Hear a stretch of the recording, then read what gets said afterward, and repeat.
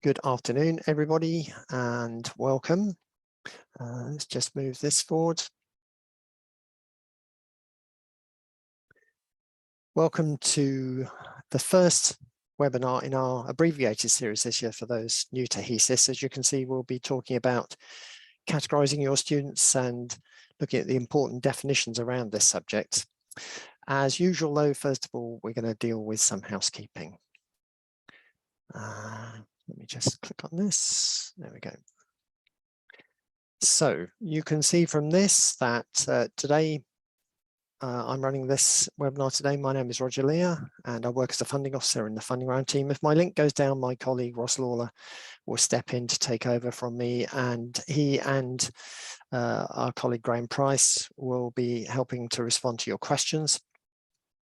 You will see that there's a CC icon on your Zoom interface, which allows you to see the live transcription feature that there is in Zoom. So we use that, and unfortunately it's sometimes a difficulty coping with the jargon that we use because these things are automatically generated. So I'm sorry, we can't really do anything about that, but hopefully you'll get the gist. And in any event, you'll be able to revisit the recording as well, because it's the recording is being made, and we'll upload that to our YouTube channel, and you'll be able to find that via a link on our events page on our website, and I'll show you a link for that in a moment. So just to emphasize that the intended audience today for this session is very much those that haven't come across HESES before, or perhaps those who've been away from it for a bit and are looking for a refresher. At any time, you can submit questions for us, and we'll pause a few times as we go through the presentation to answer these. Hopefully we should have more time at the end. Please use the Q&A feature for this on Zoom rather than the chat box, which should only be used if you need to contact our events team supporting the webinar. We're scheduled to go for 90 minutes today, but we've got some flexibility over this, and of course if we can finish early, we will. And finally, we're very interested in the feedback that you can give us on these types of events. Those of you who agree to receive an evaluation form after all of these events have concluded, thank you for that. You'll get that as we get to the end of the webinar series. But if you've got any comments at any other time, then we're still happy to hear those. I'll share an email address in a moment, which you can use to send those to us. So let's just move forward and talk about where we are in the whole scheme of things here. On this list, we're at the second bullet. We had intended this to be the second webinar in a series of 4, as we usually do for those new to HESES, but we've had to change our plans because of the recent period of National Mourning. So this is now the first live event this year. There is a recording available at the moment on the introduction to OFS funding and HESES22. And again, you'll be able to find that by our events page. And next week, this time next week, in fact, we'll have the second of our series of live webinars, which will be on identifying and counting students to be included in the HESES22 return. If you've not registered for that, you can still do that. And again, that will be on the events page, and I'll show you the address for that. If you have already registered, then your registration is still good.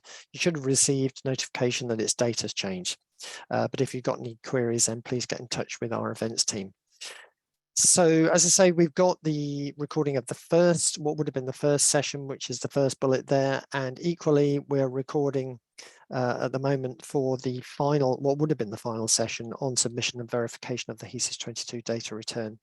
And once the next webinar has taken place, we will also make that available. So as I've said, our events team are the people to get in touch with on all of this, and you can find more information at this link here, officeforstudents.org.uk/events. What else can we tell you? Well, we've got a number of supporting materials, which we always publish, and this year is no exception. I've mentioned the recording of this event, and we'll also put the slides that we're using today up with that when that's ready. And then more generally, the best starting point for all things HESES related is this link here, officeforstudents.org.uk/HESES, HESES. Now, there under the heading of supporting documents, I think it is, you will find things like model HESES22 workbooks, and you'll also find a document called, I think it's actually changed this year, it's called Completing the HESES22 Workbook document, publication. But that is useful, particularly if you're new to HESES, because it goes through each table, each row, each column, and tells you what should be put in there. However, your main resource when it comes to HESES is going to be what we call the guidance document. To give it its full title, you can see it here, HESES22 Higher Education Students Early Statistics Survey. And that's got its own shortcut link, officeforstudents.org.uk/HESES22 should take you directly to it. Some other resources, I've mentioned our YouTube channel already. There are shorter videos which we're currently revising on there, which are more sort of topic based. So you might find those useful. And for a more general picture of OFS funding, the Guide to Funding is an annual publication. And that gives a really good overview of all of the different functions of the OFS. It's currently being finalized. So look out for that. One way of knowing when it's actually released, which is useful in other ways as well. If you haven't already done so, I'd recommend you sign up for our email alerts. And you can see the link to do that here, officeforstudents.org.uk/sign up for email alerts. And all of the last part of that is hyphenated. I read these links because I know that there are some people who rely on the audio for these presentations. So that's helpful to them, I know. Okay, let's move forward and look at what we're going to actually be covering today. We're going to take a brief look at the HESES22 workbook itself. I say a brief look because we'll see more of it as we go through this and the next webinar. And then we're going to look at what we call the HESES22 population. And most of the session today is going to be on how to categorize your students on the workbook, and that means we're going to be looking at subjects like this: mode of study, level of study, length of year, price groups, fundability status, and domicile, and finally whether or not students qualify as new entrants. So with all that in mind, let's move forward and look briefly at the HESES22 workbook. So this is where all the numbers go, and this is the title page. If you have seen this before, it may look slightly different, but essentially its content is exactly the same. And it's going to be customized when it gets to you for each individual provider. It's just a generic version here. So we'll explore this, as I say, in several ways as we go. So probably the first thing we need to do is ask, what does the HESES22 workbook do? What's it for? It gives an early indication of the number of higher education students studying in the academic year 22-23. And it does that by categorizing students, and that's what we're looking at today, and then by counting them in their different categories, and that's the subject for next Thursday. So this brings us on to consider what's referred to as the HESES population. And before we look at this closely, let's talk about the unit of measure that we use. Another way of looking at this is to ask, what is recorded in HESES? HESES counts years of instance, which begs the question, what do we mean by an instance? Well, an instance is a coherent engagement with the provider by a student aiming towards the award of one or more qualifications or of credit. Usually, this is in the form of a course, but it's not always, so it could be just credit. Could be 1 year long, or possibly less, or it could be, and usually is, over several years. And in that context, progressing from one related course to another is usually considered to be one instance. So provided it's at the same broad level, that is to say, so for example, both are undergraduates, then we'd look at that as one instance. So to be explicit about the example that we've got on the screen here, if a student was studying perhaps for a foundation degree in 2020-21 and in 21-22, and now in 22-23, they're moving on to top up to get a BSc. In this case, we consider both courses there as part of the same instance. Whoops, in terms of double click there, in terms of what HESES records, an important point is that HESES is not just a count of head count. And you can see the last bullet there on the screen, that the problem here is that that would distort part-time study activity. We'll talk more about this in the next webinar.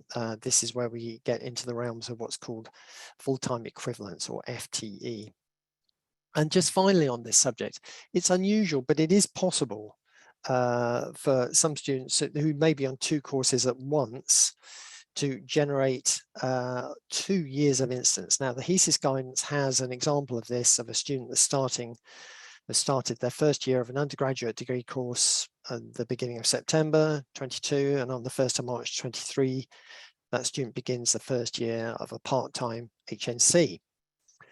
With the same provider. Now, there are limitations to this, but we explore those pretty fully in the guidance document. So do please check for that. So now we know that the measure that we're using is this thing called years of instance. So let's consider what we use it to measure. And to do this, we'll look at this diagram. We'll take it from the top. This is actually taken from the HESES guidance document itself. At the top here, we have all students associated with a provider. And of these, some, in fact, most probably will be included in the HESES population. But because HESES is only counting higher education activity, you can imagine scenarios where we're not interested in all the students at a provider. So for example, for any further education colleges that also teach higher education courses, colleges that teach higher education courses, we don't count their FE students. So moving down to the second level here, we want to focus on the highlighted box, and those that are included in the HESES population are defined in Annex A and B of the HESES guidance, and the criteria for that are summarised on the next slide here. So let's look at that. Students must be aiming for a recognised higher education qualification or higher education level credit that can be counted towards one. They must be registered with a provider and actively pursuing studies in the 2022-23 academic year. And we'll come back in a moment to this concept of being registered. And then finally, they must be spending no more than half the active study time for their whole instance outside the UK. So I'll just mention one thing here, which occasionally we see people getting a bit confused about. Newcomers to HESES sometimes get the impression that it only is interested in those students who are starting their studies, but it's not. It captures all years of instance, not just those on their first year. So that's the point we're making there. So before we go any further here, there are a couple of things we need to clarify. And the first of these is what we mean by recognised higher education for OFS funding purposes. So let's get the bubble up. So to do this, we're going to turn to the guidance document where we find a definition which comes from Annex B, and it derives, before I show it to you, it derives from the Higher Education and Research Act 2017, which we refer to as HERA, which is talked about in our introductory presentation, which I mentioned earlier is now available on the events page. So the first part of it looks like this. Now, I'm not going to read it, or this, which is the second part, because there are two very wordy pieces of text here that both cite the Education Student Support Regulations of 2011 and the Education Reform Act of 1988. And also because they're in the HESES guidance document in Annex B. But we've included the text here to emphasise that there is a list, a specific list of what qualifications are included in the HESES population, and that this is defined in reference to legislation. Now, this is largely going to include most degree qualifications, your bachelor's, master's degrees, and so on, and other postgrad qualifications, and things like HNCs and HNDs. Some other types of qualifications, such as certain professional qualifications, are not included. But if you're not sure about this after looking at Annex B, then do please get in touch with us and we will help you.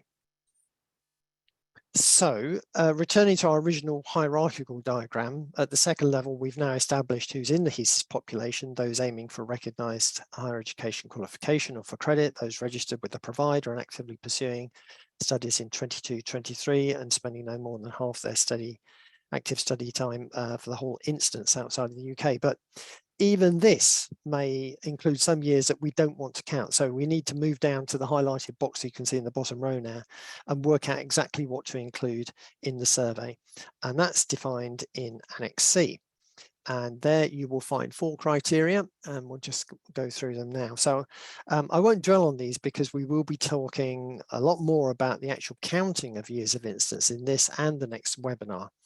But briefly, to be counted, years of instance for 22-23 must meet all of these criteria. A fee must be charged. Again, I'd refer you to Annex C for more detail on that. The full-time equivalence, the FTE, must be at least 0.03, and we'll talk about FTE in the next webinar. The student must not be writing up throughout the entire year. That is to say, working on a thesis or a dissertation. And that, if it's just that, that's one of the criteria that needs to be met. And finally, that the student has not withdrawn and is not forecast to withdraw within 2 weeks of starting their instance. So there will be more about how to count years of instance next week when we get into that. But before I leave this subject, I do want to just backtrack briefly to a slide we looked at a moment ago, because I said there were a couple of things on it that we needed to talk about. And I've highlighted the second of these here. Because it relates to this question of who's counted in the HESES survey. We said that students must be registered with a provider and actively pursuing studies in the 22-23 academic year. So the question here is, what do we mean by registered? So we can say that students should only be returned in HESES 22, and really for that matter in other student returns, by the provider that they are registered with. Now, this is the provider that has full contractual responsibility to the student for the provision of educational services. In other words, the registering provider is the one that has tuition fees paid to them, usually by the student loan company. For apprenticeships, that might be the ESFA. It's the same as the lead provider for the ESFA. That is the provider in question here. And again, guidance on this, look at Annex A, and this also includes details about joint courses or exchange students, which you sometimes run into. Now, connected with all of this is the concept of validation and subcontractual arrangements. So let's just spend a little while on looking at those. Where providers are in a partnership, this could be something like a validation arrangement. And here, awards made by a provider are validated by another provider that has degree awarding powers. And so hence the name of validation. Students are registered with the teaching provider and they will report students in its data returns. Contrast that with a subcontractual, or sometimes called a franchise arrangement, where a student is not registered by the teaching provider. They are doing the teaching on behalf of the registering provider. So the teaching is being subcontracted to them. And in this case, the teaching provider does not report students in their data returns. So again, you'll hear me say this a lot today. Further information in the HESES guidance, that's in Annex A. Just continuing these thoughts about registration, and we'll look briefly here at so say a couple of things about apprenticeships, because this is a good point to make these points here. Some students may be taking their higher education qualification, as it says here, as part of an apprenticeship. Now for HESES, they should be registered with and reported by the lead provider. That's the one, as we said, that's usually contracted by the ESFA. For apprenticeships, we only fund activity related to the higher education course. So only that activity that directly relates to their recognised higher education qualification should be counted towards a student's study activity for HESES purposes. That activity is what determines a student's mode of study, whether they're part-time, full-time, and so on. We'll talk about that in a moment. So we do not expect this to include all of the apprentice's time in the workplace. Now, I'm jumping a wee bit ahead here, but apprenticeship programs are sometimes tied to employers of a particular company. And this ordinarily might make the course what we call a closed course. But because they're apprenticeships, we do not treat them as such.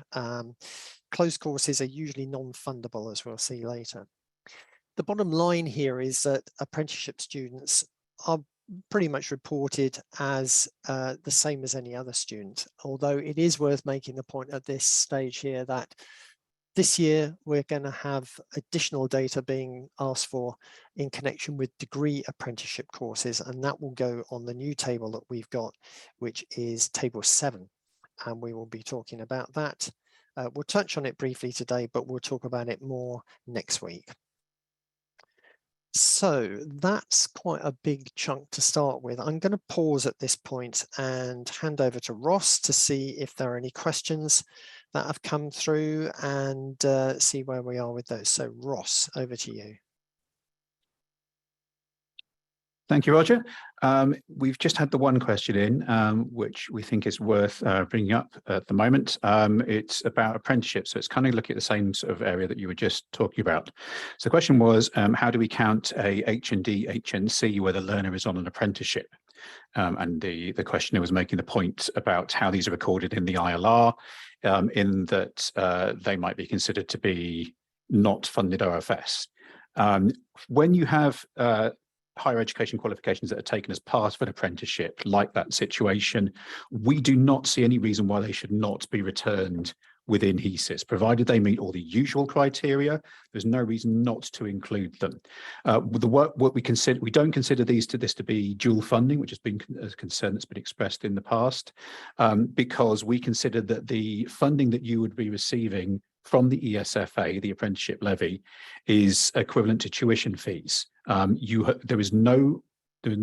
do not have any concerns about there being a conflict of interest in returning them as being OFS fundable. So they absolutely can be returned on HESES and can be considered OFS fundable. I mean, if you do have any specific concerns or questions about this issue, it is something that we have got experience with talking to colleges about. So please contact us at our heses@officeforstudents.org.uk email address. We'll be happy to engage with you on that. I think there may be another question on this that's just come up, so I'll just have a quick read to see if we want to address this now. So just give me a second. So this is another question that's come up about whether further education colleges include the HE element of apprenticeships under HESES, or do we not include them because further education colleges should submit all apprenticeship data to ESFA, including the HE level aims. So yes, you should be recording the HE part of your apprenticeship under HESES. This is separate in some ways from the ILR. You will be returning data to the ESFA, but we also want to know about it so that we can fund you appropriately. As Roger said, it is just the HE part that we're interested in. If you're doing any extra bits of the apprenticeship which are work related, or perhaps more looking at, say, basic math skills, those should not be included within your HESES return. We're just looking at the HE parts, but you absolutely can include those. And again, if you do have any questions about it, please let us know. They have had a couple more questions that have come in. I will just see if I can pick up a couple of these now, though I would just let everybody know that there will be several different points through this webinar where we will be answering questions. So anything I don't get to now, we will have a chance to pick up later. So the next one we have coming in is that question from one of the attendees saying, when you say a coherent engagement of study at the same board level should be one instance, does this have to be reported the same way in your HESES student data futures return? That is potentially getting into sort of a complicated issue, because we are aware that the way that data is being will be returned in data futures specification will be different to the way that we are expecting you to be returning data in HESES. In HESES, we are still working with the idea, that concept of year of instance, which is different to the way it will happen in data futures, where it'll be much more about student course sessions. This is probably too complicated an issue to get into now, I will say. We have done another webinar about this, which was aimed at experienced staff, which is available from our events page, which you may wish to check. We also have a document which we published earlier in the year, which is I'll put a link to in the we'll put a link to in the chat shortly, which set out our approach to how we are treating this conflict and how we will be treating HESES and specific elements of your individualized data, including data futures over this year. So I'd advise you to have a look at that as well. We'll post that link to you in a minute when we finish with the questions. Let me have a look at the other questions that have come in. So the next one is saying most of the data is already in the ILR, which we reconcile to at the end of the year. Apart from estimation of new starts, why can't we use the ILR file? Partly, well, mainly I would say that part of that is because of the timeliness of the data. So the ILR data and the HESES data, the equivalent data for universities, is 2 years out of date potentially. By the time we're able to get the final end of year data, it's we'll be looking at, we won't be able to pick. It will have that delay for our be able to use it. If we're using HESES data, then we only have a 1 year delay between the data that you're submitting and the provision that you're that we're funding based off of, and the funding allocations that we'll be announcing for you for next year. So that's always been the reason in the past why we have used HESES, because it allows us that timeliness and that responsiveness to any changes in the provision that you have. If you are interested in sort of our what the future developments with HESES may be, we are looking at trying to launch a review of our funding methods and look at the future of data returns, especially in light of data futures. That is expected to be coming out in the beginning of the new year. So we will be seeking views from you at that point. Okay, so I have another question around apprenticeships. So the question is, there is no fee attached to the HE part of the apprenticeship. I presume in this question we are talking about tuition fees. So yes, we do recognise that when we're applying the definitions that we set out in HESES, that there is no fee paid, no tuition fee paid for students on apprenticeships. Some of the definitions that we have, for example, mode, which I think Roger may talk about shortly, do account for that. That in itself is not a reason for it not to be included within HESES. As we said, with the apprenticeship side of things, because you are receiving funding from the ESFA, we consider that equivalent to tuition fees, and so they can still be recorded within HESES. So another question here is, Ross, can I interrupt you? I think if we can stack some of those Q&As, I think we need to make sure we get through all our content today. So okay, so I'm happy to pass back on to you. The two remaining questions we will have to pick up in our next session, or we'll try and type an answer to you as we go through. Yeah, I'll pass back to you, Roger. Yeah, sorry to interrupt you, but we have got a lot to get through today, and one of the things that we want to do is also answer as many of your questions as possible, but we're kind of perhaps going to be squeezed. So I should say that if you feel that there's anything that you've asked in the Q&A which hasn't been answered, or if it's particularly complex, as Ross was hinting at there, then do please let us know and write to us through the HESES mailbox, the address for which we'll show at the end. But I want to press on now so that we can do as Ross suggested and look at mode, because that's one of the things we've got coming up. But more generally, let me set the scene by showing you this. This is the section where we start to look at all of the different categories, and you can see mode, price group, length of year and level are the ones listed here. We'll work through some more in a moment, but we'll start by looking at mode of study. So at the highest level, we categorize by this thing, mode of study, in separate tables on the workbook. As to the other tabs you see here, things like the courses table is a bit different. That's only visible for further education, sixth form colleges and academies. We will be talking about that in the next webinar.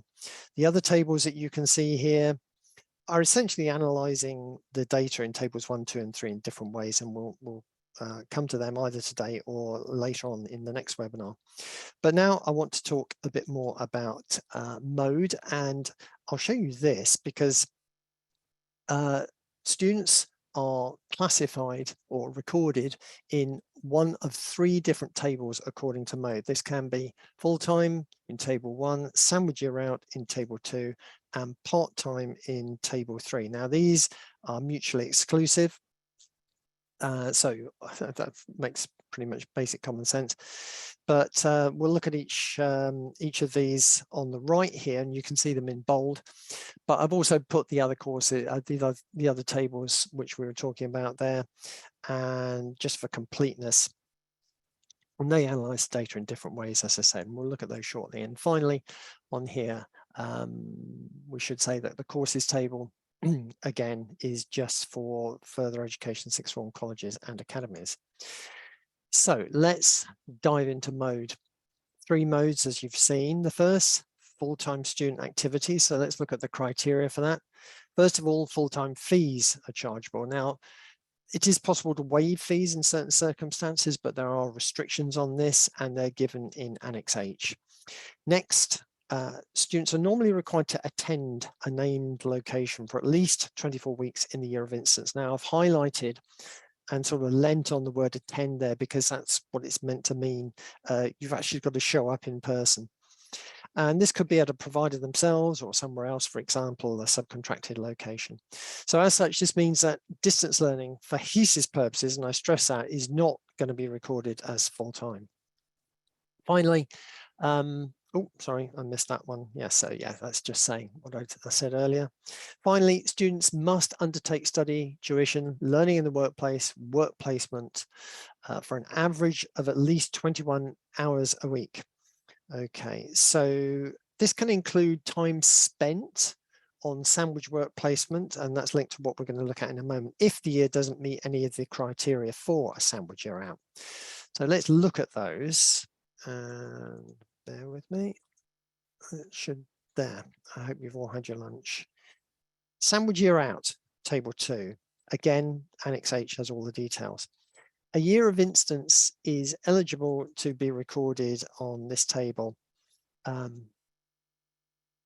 if it includes a period of work-based experience, okay, and it meets these criteria. A reduced fee is chargeable. The year of instance meets the definition given in the student support regulations for sandwiches out, or is an Erasmus year abroad spent working. And there are also time-based criteria. And again, in Annex H, that's the place to look at. But basically, no more than 10 weeks of full-time study, or the total of all the time spent not in full-time study, for example, in work placement, goes over 30 weeks. There are examples in Annex H. We can actually look at one. So let's get that up for you here. In year 1, this consists of 15 weeks of full-time study and a 16-week placement. Now, this would qualify as full-time because full-time fees are chargeable. Students are required to attend a designated location for at least 24 weeks, and there's study, tuition, learning in the workplace or work placement for at least 21 hours a week. So see in this example that I've that it's the study and the work placement taken together that take it over the 24-week threshold here. In year 2, it's the same kind of deal, but this time this would be a sandwich year out because the total time so far not in full-time study, it exceeds 30 weeks. You've got your 2 16-week placements there, making a total of 32 weeks. So if it's not going to be full-time and it's not going to be sandwich year out, then for HESES purposes, a year of instance is part-time. And at this point, it's probably just worth mentioning apprenticeship students again. Some students, as we've said, may take higher education qualification as part of that. So it's important to remember, as Ross was saying, we only fund the activity related to the higher education course, and we normally expect them, therefore, to be part-time. There are further criteria around this, which might mean them being classified as full-time, but again, that's unusual, and you will find out more details in Annex H. So 1 or 2 things to note about mode. These can change between years. So for example, you will see a lot of examples in Annex H there. In connection with their individualized data, for the ESFA, that would be the ILR, and for everybody else, a designated data body, it would probably be one of the HESES student records at the moment. However, as Ross sort of hinted at from one of the questions there, we have the data futures project on the horizon, and that will change things. There won't be any radical changes in HESES22. That may change next year. And Ross has mentioned this. For a deep dive, have a look at our changes document, which is called this title here, Changes to 2022 Student Data Surveys to Inform Funding, Notification of Changes. I would normally put up the URL, but it's horrendously long. So I suggest you go to our website here, officeforstudents.org.uk, and look for the document number, OFS 2022.35, and that will be the easiest way for you to find it. So that's quite a lot on mode, and obviously we've got a few questions. So I'm going to pause again briefly and hand back to Ross to see what's come in on that. And perhaps, Ross, this is a chance for you to catch up on what's come in.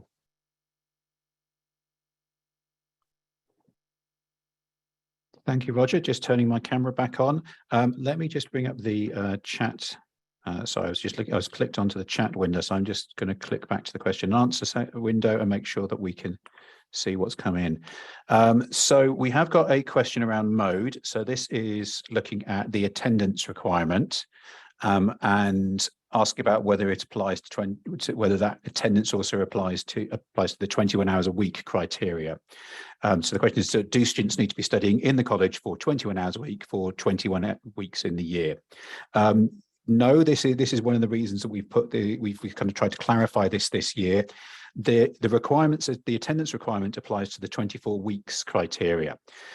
So your students to be full-time must be attending your college or somewhere else specified. That could be a place of business, it could be another institution, but they have to be attending somewhere specifically, physically attending for 24 weeks in the year. So that could be that they are only attending for maybe one day within that week, but they have that attendance requirement for 24 weeks. Once you have taken that into consideration, you then also need to assess the amount of work and study that they are doing.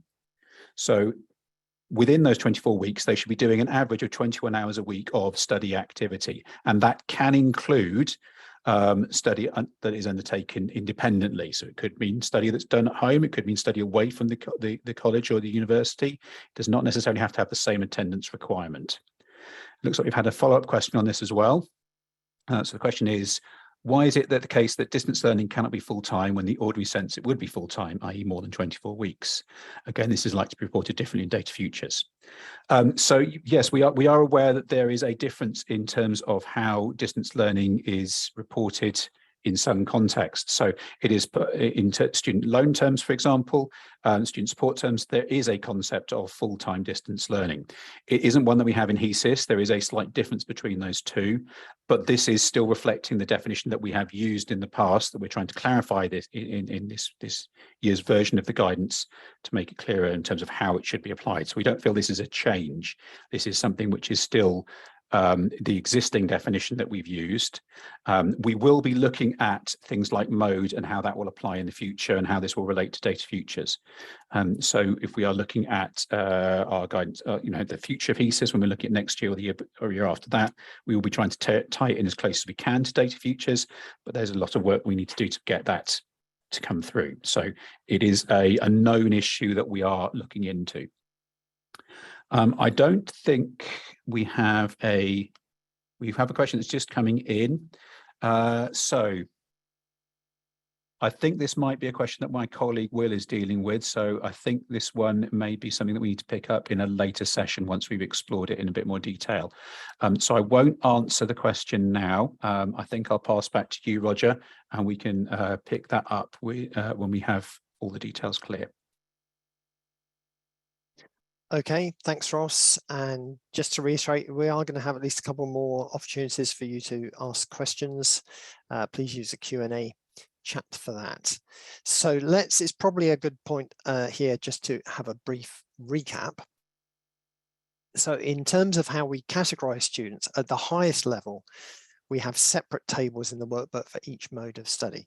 So we've seen those full-time, table 1, standard year out, table 2, and part-time on table 3.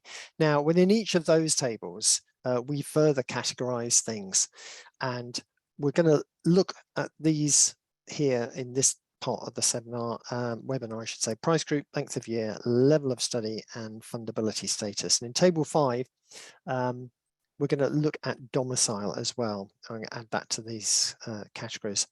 Before we look at these and what they all mean, let's just take a big picture view of one of the workbook tables. So if you haven't seen it before, this will give you an idea of what it looks like. Again, if you have seen the HESES workbook before, it might look just a little bit different this year. And, you know, you'll get used to this new way of doing it, but this is how it looks. This is an example of table 1, which would be used for full-time students. Sandwich year out students on table 2 and part-time students look pretty much the same, except that on table 3, there's an extra column way over on the right-hand side there, which we call, which is there to record the full-time equivalents. But we'll look at that in more detail in the next webinar. Now, these tables are structured in the same way with the same headings, which we'll be discussing on the following slides. And you can see most of the categories that I mentioned on the last line, the note of the annex and the HESES guidance that deals with them. So left to right, price group, length, level, fundability status, and so on. So we're going to zoom in now and look at price group, the first of these. So let's see. So years of instance are assigned to one of 6 price groups that reflect the costs associated with a particular subject. So for example, price group A is for clinical years of medical, dental and veterinary courses. Price group B is for laboratory-based subjects such as chemistry, engineering, certain healthcare courses.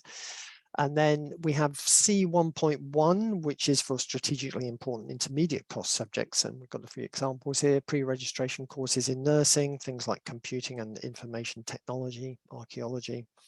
C1.2 is for other intermediate cost subjects. This typically covers things like performance arts, media studies, creative arts, that kind of thing. We've then got price group C2, subjects with a laboratory, studio or fieldwork element. And again, some examples here. Maths is another one I think that goes in here, geography, languages, psychology, that kind of thing. And then finally, price group D is largely classroom-based subjects. So again, we've just got a few examples here: law, economics, English, that type of thing.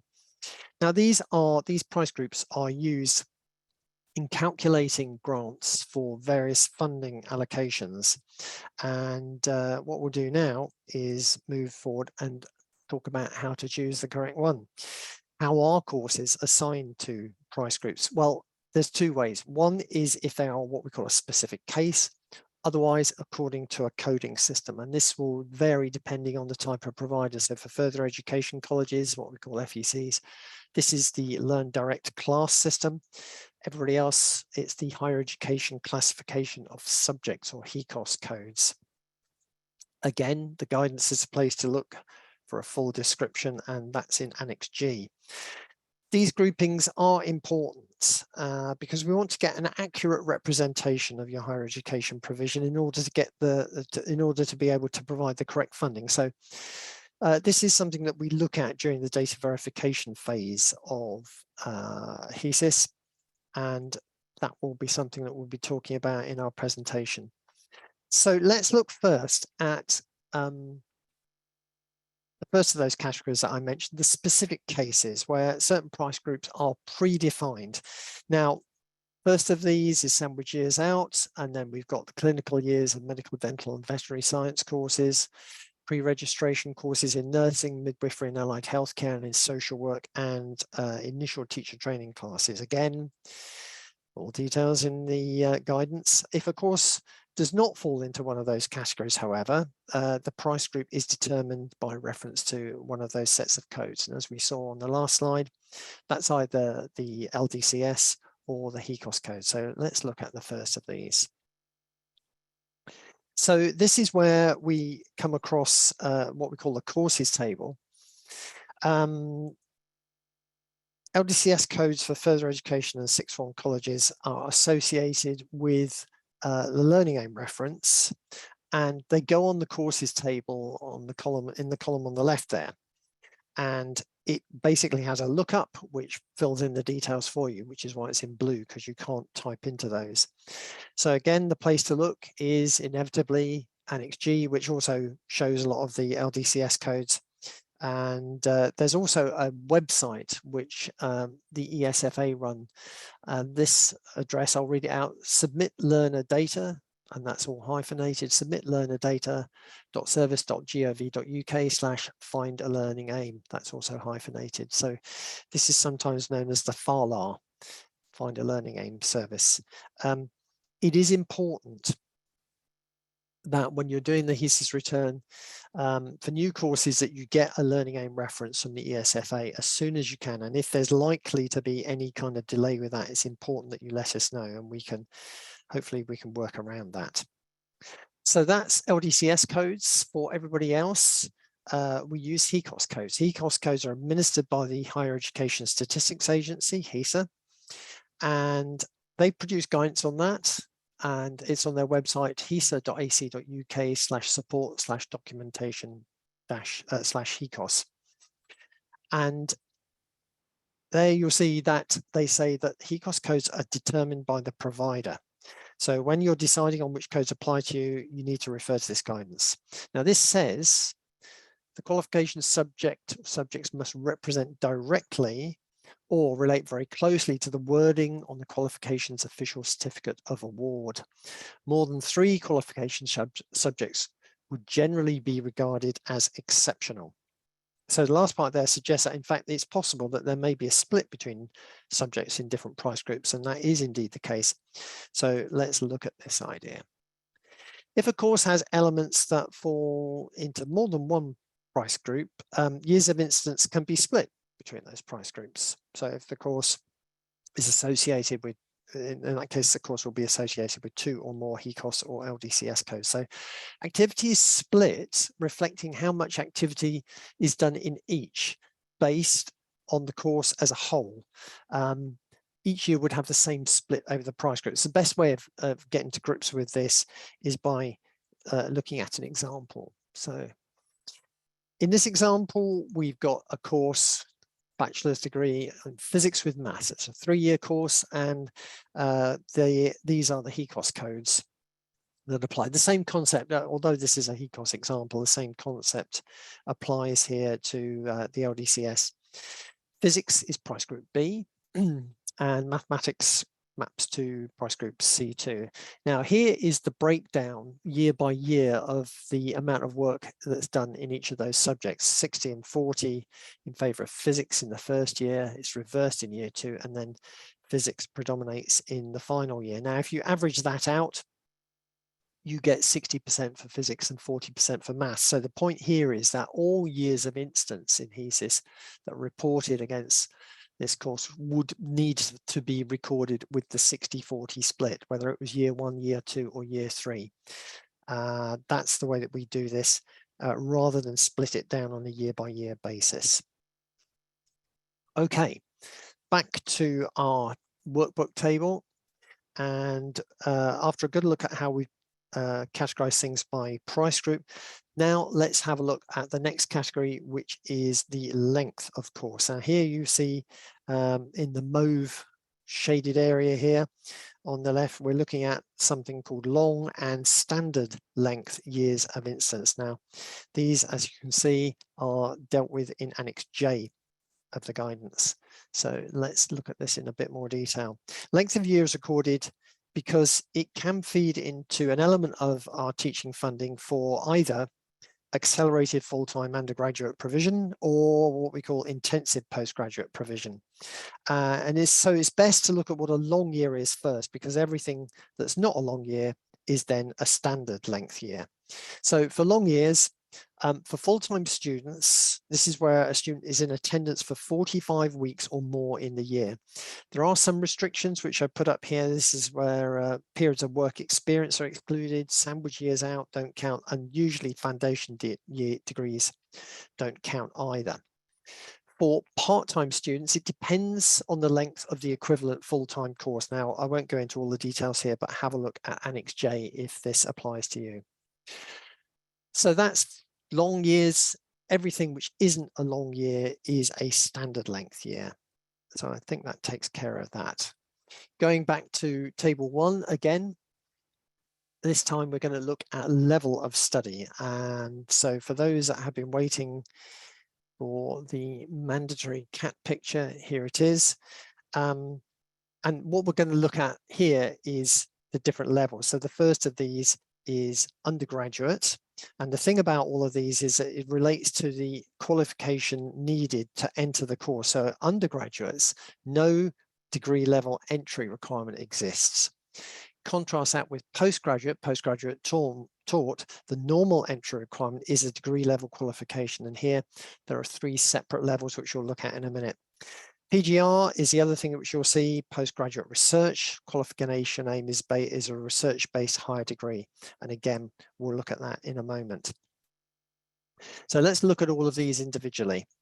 At undergraduate level, no degree level entry requirements, as I say. There's a slight change from last year because in HESES22, we need data for a new stream of funding for courses at level 4 and level 5. So we've now got 2 sub-levels, and you can see on the right here, I've blown up a little part of the table to show you the way that works.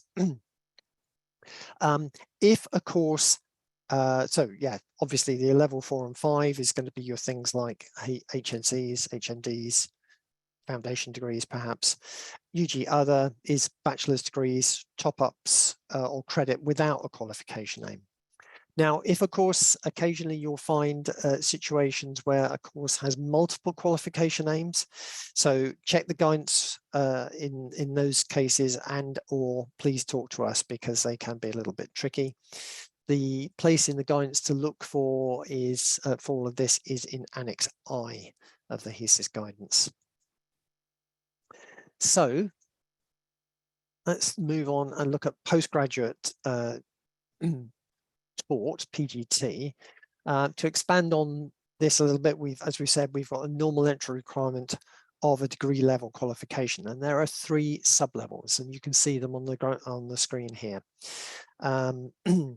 These the 3 different categories here. We've got PGT UG fee, and this is for certain subjects. You've got your postgraduate certificates in education, certain architecture courses, and pre-registration nursing, midwifery, and allied health courses. We tend to refer to those as NMAR. What else have we got? We've got master's loan, students on a course that's eligible for a master's loan, the master's loan scheme. And I lean on course there because that's characteristic of the course rather than the student. And then PGT other takes care of everything which is not in those other categories. And again, Annex I is the place to look for further details on that. Finally, postgraduate research. And you will see this in a few places in the workbook. It's not actually used for funding, but it is, we do collect this data for planning purposes. And again, the place to look at is Annex I in the guidance. So again, we've whizzed through a few more categories there, and it's now time to go back to Ross and see what further questions have come in. So Ross, over to you again. Thank you, Roger. Yes, so we've had a couple of questions in which were around the length and level slides that you put up. So the first one is asking about long years. So in particular, they're referring to a course which has integrated work placements. I mean, this example given is to qualify as a nurse, but you know there may be other courses where this would apply as well. This has been raised because these work placements are not optional. They are an integrated part of the course. They are a qualification, that there are requirements to qualify as a nurse at the end. So the question is about whether whether the definition we put up means that they cannot be counted as long. And I'm afraid that is true. Integrated work placements throughout the year will also have that type will have to be taken into account when you are determining if they meet that 45-week criteria or not. So they would have to meet 45 weeks well after you have discounted that placement time before you will be able to determine if they were long or not. So chances are they will not meet that criteria. The second question we've had is about some of them more about level, and in this particular example is what level are graduate certificates which require a degree for entry but are only level 6 qualifications. and how are they classified? They would be classified as PG taught and PGT, and yes, they would probably be other. This is because when you are looking at the level in this sense, in the sense of HESES here, you are looking at that idea about what are the qualifications which they need for entry, which is not necessarily going to be the same as the level of the qualification that they are achieving. We look at the entry qualifications here. So on the slides that Roger put up, he said that for undergraduate, there is one of the criteria we're looking at is that there is not usually a requirement to have an existing degree to get onto an undergraduate course. In this case, these graduate certificates, you do need that degree, that pre-existing qualification to get onto them, so they would be counted as PGT. A contrasting example would be something like, say, an integrated master's course, where the qualification they are achieving is at level 7, but you do not need a pre-existing degree to actually get onto that course. So integrated masters, things like MSciS, MEnGes, that sort of 4-year course, they are counted and listed as undergraduate in HESES. I'm not seeing any other questions that are coming in at the moment, so I'll pass back to you, Roger. I think we have one more question and answer session, I think, left. 1 or 2 anyway. So we do still have opportunity to deal any further questions that come up. So please keep them coming through to us. Yeah, we've got at least one more. And then if we have time at the end, we might be able to squeeze a few more in. So thank you, Ross. Let's move forward then and look at some more categories that we need to think about in terms of the workbook. So with this time, in this section, we're going to look at fundability, status and domicile, and we're going to talk about new entrants and various other classifications that we've got. So again, returning to our workbook, and what we've got here is we've got the one left on the right here, which is fundability status. And you can see that this is where we separate. This is because we want to separate out higher education activity at a provider that is fundable by the OFS from activity that is not. Okay, so that's what this is all about. And to help us do that, and going back to one of these hierarchical diagrams again, to help work this out within within the HESES student population here, we start by looking at the fees the student is entitled to pay. And as you can see on this here, we're at the second level. We're looking at the split between those students that are entitled to pay home fees and those that are from overseas. So let's look at this on here. So Annex F in the guidance is a place where all this is laid out, and you will see there that we define the terms here like this. Home fee is defined by fee regulations. Now, from the 1st of August this year, August 22, following various changes to legislation, this now includes further categories of students that are eligible for home fee status. May also include some EU students that are covered by the withdrawal arrangements. But the point here is that you need to refer to the Student Finance England, the SFE's regulations for full details. And that's basically the definition that we use when we're asking you to put home fee details into HESES. Overseas means everybody outside of the home fee status definition. Although we don't fund overseas students, we still count them. So this is still important. Again, Annex F is a place to look at for these, and that will refer you to the Education Fees and Awards England Regulations 2007. That's the definitive point there, that this is actually something that the home fee status is defined by regulations. HESES is not definitive on this. It's the regulations which actually are what we are regulated by in this instance. So going back to our diagram again, remember that we're deciding on whether student study activity is fundable by the OFS, and to do that we've narrowed the field by looking at fee status. Let's look more closely then at home fee students, because not all study activity is fundable, and we need to work out what is and what is not. So let's look at this. And basically, we can summarize things like this. Study activity is OFS fundable for home fee students unless they're in one of these categories. And I'll just run, these are all listed in Annex F. The main ones are shown here. Postgraduate research students, initial teacher training leading to qualified teacher status, that's QTS, early year teacher status, EYTS or INSET training. Certain courses commissioned and funded by the NHS, postgraduate taught students funded by another public source, students on closed courses, although remember I said not for students on apprenticeships. Students aiming for equivalent or lower qualifications known as ELQs unless they're exempt. Some health related courses which started before funding was transferred to the OFS from the Department of Health and Social Care. Now, the penultimate bullet there, the one about ELQ, is perhaps the most common, so it deserves us taking a little bit more time to talk about it. ELQs, or more properly equivalent or lower qualifications, are when students are aiming for a qualification is at the same level or lower than one that they've already achieved. Now, generally, these are non-fundable, but there are some exceptions, and the HESES guidance, again, Annex F for the full list, but some examples here: foundation degrees, PGCEs, postgraduate certificates in education, students in receipt of the disabled students allowances, and a number of health related courses as well.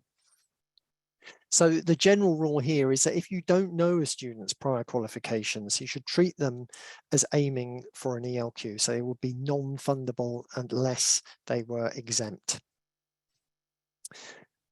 Just finally on ELQs, some points to note here that students can be aiming for more than one qualification as part of the same course, for example, an HND and a degree.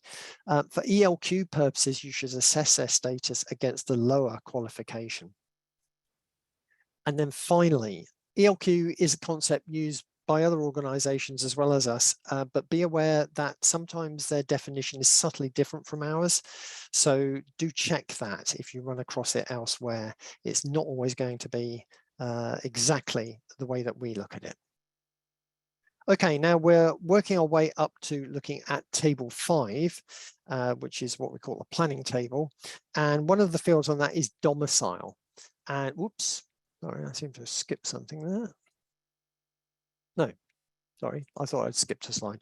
Domicile, yes, and it's convenient to look at that in terms of the hierarchy that we've just been looking at. So this also crops up on the courses table for further education colleges as well. So what we're going to look at here is those students that are UK domiciled and those that are not. So the formal definition is one that's shared by the ILR and HESES in their domicile field, the country code of the student's permanent home address prior to entry to the course. It's not necessarily the correspondence address of the student. Now, this applies to home fee students only, and as I said, it could be UK domiciled, which is those that are entitled to pay home fees and whose country of domicile is England, Wales, Scotland, Northern Ireland, or otherwise UK, otherwise not specified, as I think the book says. And everybody else is the rest. That's other domicile. It's only entered in table 5 and, as I've just said, on the courses table. So this, as I say, this leads us into having a quick look at table 5, which, as I said earlier, is called the planning table. We'll mention this again in the next webinar. It shows where the analysis is here of various things. If we look here, you can see where domicile features. And this structure generally is similar to other tables in the sense of some things we haven't talked about yet, like column 1, column 2. But more particularly here, what I want to draw your attention to is what we call section A and section B, surprisingly. Section A represents, what goes into section A represents the same numbers, if you like, they've gone into tables 1, 2, and 3, but they're analysed differently. And section B is for what we call new entrants, and that's a subset of section A. And it's convenient to look at that now, and it's our last categorisation that we're going to look at today. So we're on the last lap here. So let's talk about new entrants. As you've seen, these go in section B of table 5. A student can be counted there as a new entrant when they first generate a countable year for that instance, and they've not been active at the same broad level at the provider in either of the two previous academic years. That's undergraduate as being a broad level, postgraduate taught postgraduate research. Now, this does not include students who are repeating a year, but it could include students who are entering directly into the second or subsequent years of a course. Now, again, I'm going to refer you to the HESES guidance. Annex C is the place to look at for that. Finally, did I say finally before? I can't remember, but finally, let's have a little look at Table 7. This is new in HESES this year. We will talk about it more in detail in the next webinar. I think the main thing a couple of things here just to focus on. First of all, it's rather like Table 5 in as much as it has two sections, Section A and Section B. Section A has all degree apprenticeship years. Section B has starters on degree apprenticeships. And I'm going to focus on that just for today and talk a little bit about what we mean by starters. So these go into the Section B part of Table 7. And Section B identifies, as I say, this expression, starters on degree apprenticeship. So what exactly is that? Well, you use this for students who, when their year of instance meets these criteria for the first time, that's when they become starters. So when they're on the level 6 degree apprenticeship program with a currently stated qualification aim of an undergraduate degree. Now that's rather a mouthful, and there are a few twists and turns to navigate with this. I really just wanted to include it here just to show you that it exists and just give you a taste of what it's about. There's a lot more, and we'll go into that in some further detail in the next webinar. So in a way, it's a kind of tease so that you sign up for next week if you haven't already.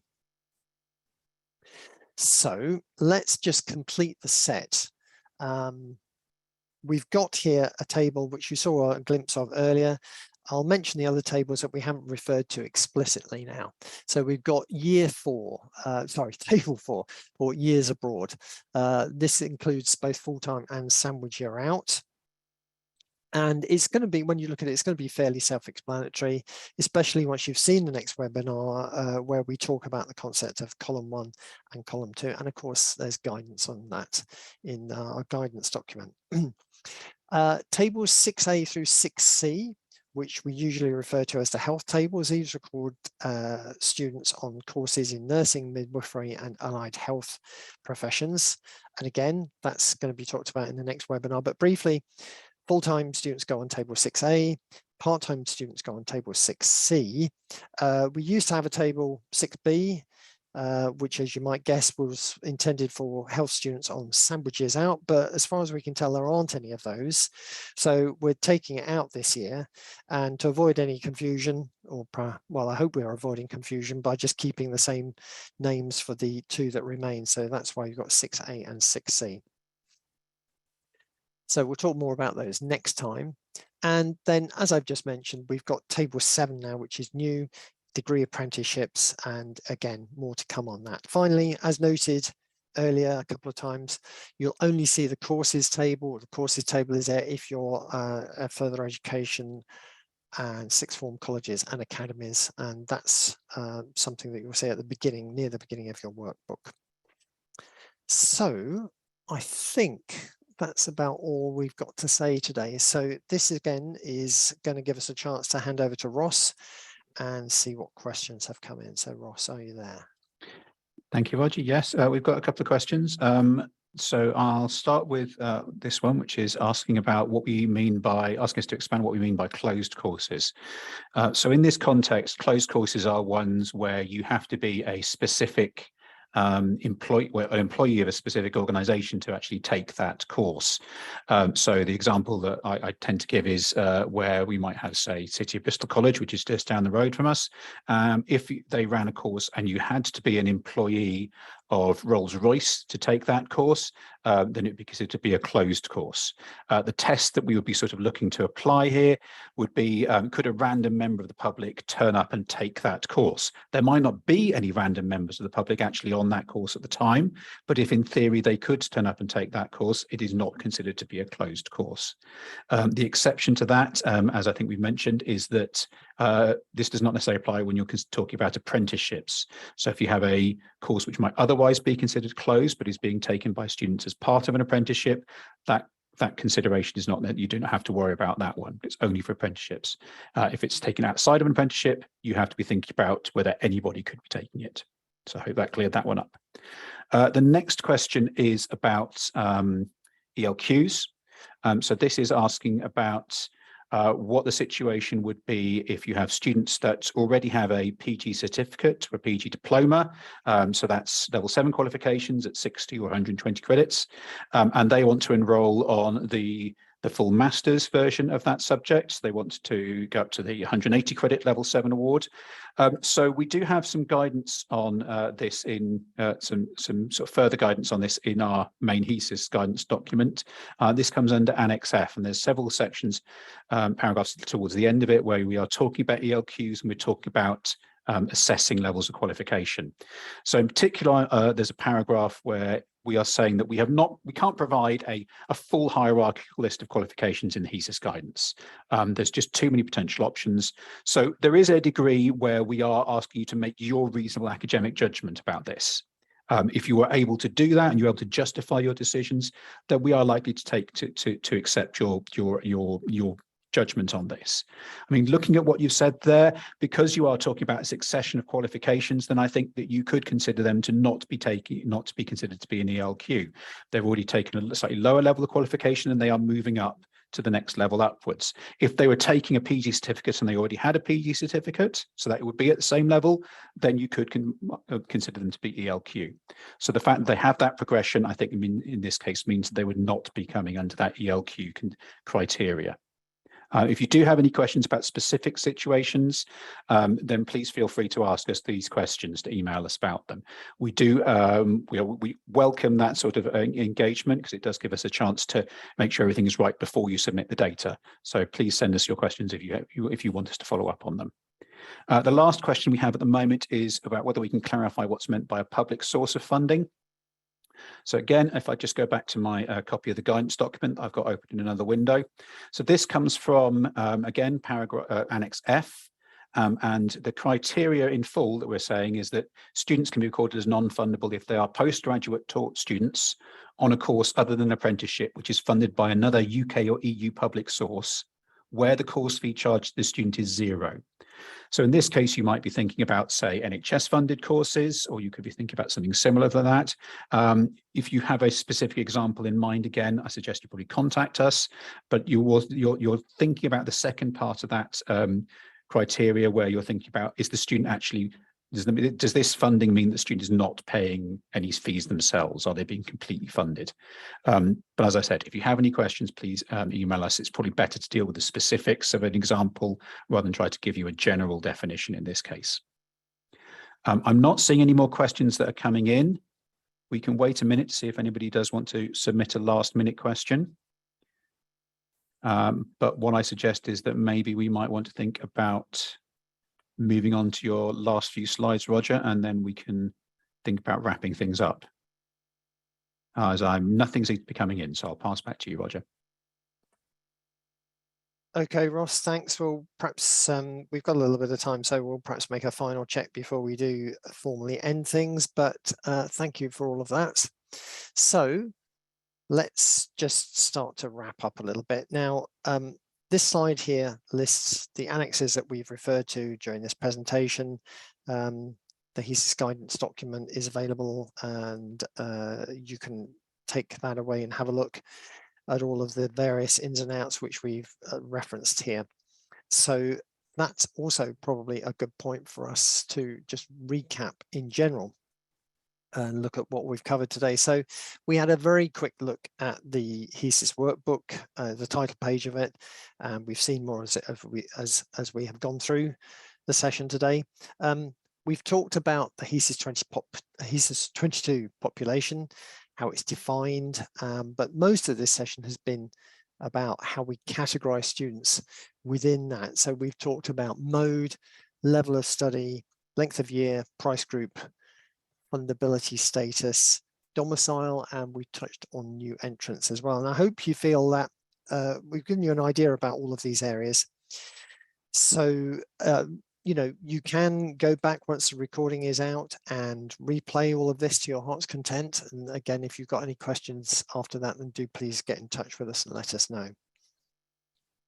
So this is a point where we trail what's coming next. As I said earlier, we've got another event at the same sort of time next Thursday, the 6th of October, and the subject there, having got all these categories, we're now going to identify and count students for HESES22. So we'll look at how to count student years, how to count those years of instance that we talked about. We've talked about full-time equivalents a bit today and referenced that, but also there's the estimates of non-completion of years of instance, which we need to talk about.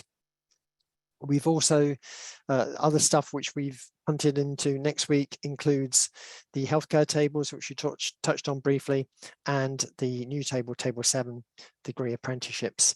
Now, you can, if you haven't already signed up for this, as I said, you can still do that. You can visit officeforstudents.org.uk/events. And those of you who were originally booked on the first date for this before we moved the dates, you should find that your registration for that is still good. And if you've got any questions, please get in touch with our events team. Once the next webinar has taken place on the 6th, we will be releasing a recording which will take the place of what was to have been the final event, the submission and verification of the HESES22 workbook video. And that will follow soon after that, so you'll then have the complete set. So I think the only other thing to do is to just put this slide up again to remind you that the best place to start looking for anything HESES related is officeforstudents.org.uk/HESES, HESES. You can see links to all of our various guides and documents, our templates and so on there, and that also links to our YouTube channel, which you can see linked here, youtube.com/officeforstudents. And the email address which we've been referring to for you to get in touch with us with questions about what you've seen today or about your individual returns or any aspect of it, HESES, HESES at officeforstudents.org.uk.